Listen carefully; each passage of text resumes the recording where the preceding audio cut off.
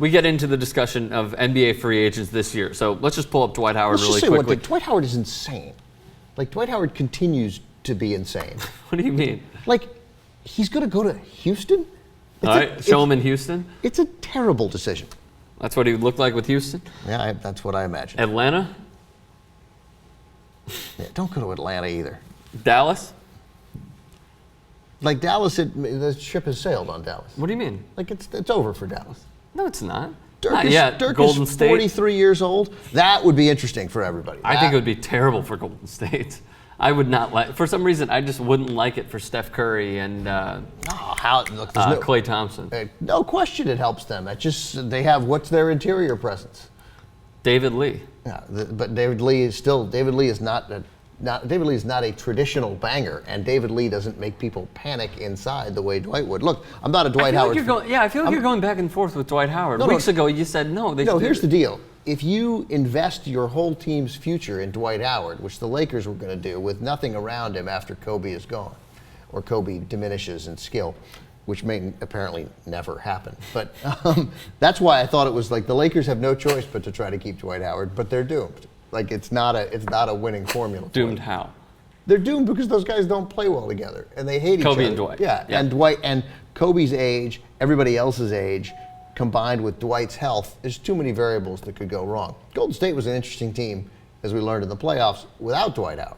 So you add Dwight Howard to Golden State with a team with young shooters. It certainly would have helped insurance-wise because David Lee went down with an injury. Forget it, Dwight Howard's not insurance. Dwight Howard changes the nature of your team. Golden State is a team with Dwight Howard, with those other guys, would definitely make Golden State bad. The number 2 NBA free agent seems to be already done is Chris Paul. He is already done. It's a 5-year, $107 million contract. So that number 3, Andrew Bynum. He's 25 years old. He's coming off another knee surgery, and he has fantastic hair, Mankiewicz-like hair. The teams that are interested, Dallas, Cleveland, Portland, and possibly Houston as well. I think the backup plan for Houston, if they don't get Dwight Howard, is Andrew Bynum.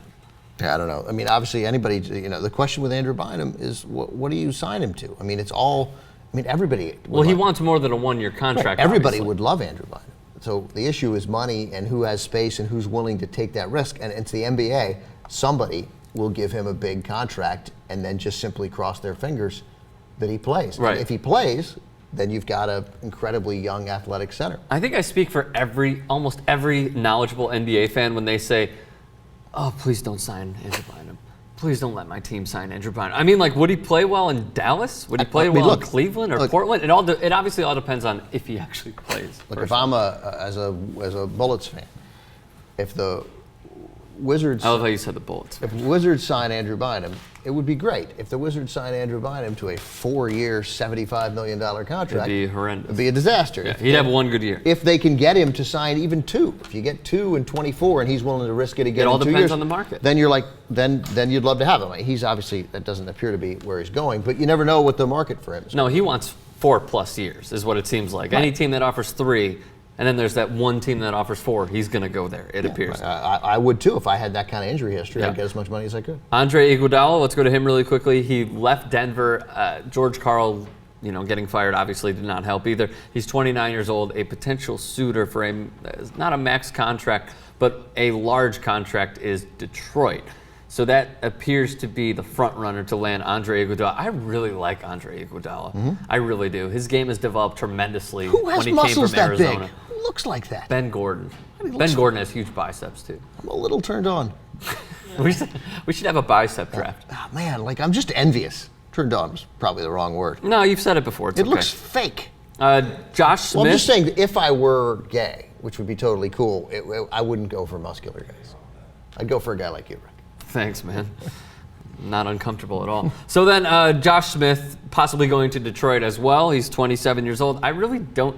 I mean, look, his game has also transcended into a better NBA player than he came in because he was just a dunker. And now he hits like 15% of his threes instead of like 5. But he loves to shoot. Why would you give him a huge deal? Like, does this guy say, I don't know, 6 years, 40 mil? Well, nobody's getting 6 years now. It's 4. I'm sorry, 4 years, 40 mil. I mean, like, he's no more than $4 million each year, maybe no, five. You're undervaluing. I am undervaluing because I don't think he's going to help you win. No, I don't really either. Well, I mean, first of all, he's going to help. He would hurt more than he would help by taking those horrible shots in the playoffs. Well, he got better, so you wonder how much. First of all, Atlanta. I mean, I admitted he got better. Yeah, and Atlanta, they needed somebody had to score. It wasn't happening. They had Joe Johnson a few years ago. Right, but not now. Yeah, not now. Yeah, yeah. And I believe they're going to keep Marquise Teague, who is in a restricted free. Excuse me, Jeff Teague. Yeah. Marquise Teague's on the Bulls, who's a restricted free agent. Very quickly, let's run through them. Show the pictures. Tyreke Evans, I believe he is going to re-sign with the Kings. He is a restricted free agent. Quick take on Tyreke Evans. Well, anywhere he goes, obviously the Kings aren't going to let him go. And yeah. So they'll that'll be if he signs somewhere and they're willing to let him go, there'll be some sort of sign and trade. So you imagine they'll get something for him. Although those sign and trades are pretty. If the Kings lose Tyreke Evans, though, I mean they're already bad. They're going to be even worse. I know, but Rick, again, you're looking at it wrong. How? Like the issue is, if it's going to take for him, they could sign him for 5 years. If the Kings signed Tyreke Evans to a big giant contract, well then he's the guy who you're at least partly basing your team around. Yeah. Or you say, no, we're not making that decision, and we're going to wait, and we're going to go in another direction, and you save your money for a strike later. A few more max contract teams. I believe I already said this. Atlanta, Dallas, Houston. Teams with money to spend: Utah, Cleveland, New Orleans, Philadelphia, Portland, Sacramento, Detroit, and Milwaukee. A few other restricted free agents, or one big one, Brandon Jennings, and then Nikola Pekovic out of Minnesota. What's interesting to me is that New Orleans is active in a lot of this. Yeah. I don't know who they're going to get, but they're active, and they just added Drew Holiday. Drew Holiday, Anthony Davis, yeah, Austin Rivers. It's an interesting. That's a solid young core. It's an interesting, as always. I think the rest of the world, I don't know the difference really between New Orleans and Charlotte, and I get their players confused. New Orleans is going to finish better than Charlotte. Right, but I get their players confused all the time. Why?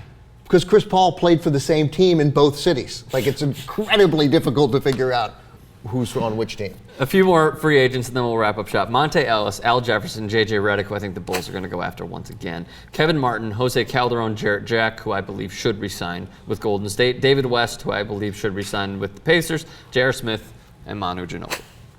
Yeah, well, Manu Ginobili's not going anywhere. You don't think so? No. That would be crazy, and it doesn't seem like it, and they'll pay him. Those guys are going to finish their careers there. Okay. The only guy who might not, I suppose, is if after Ginobili and Parker and Duncan retire, that maybe Tony Parker goes somewhere else at the end of his career. A good contender. Not yeah, like the type. same situation that brought Steve Nash to the Lakers. That kind of. Gotcha. That kind of.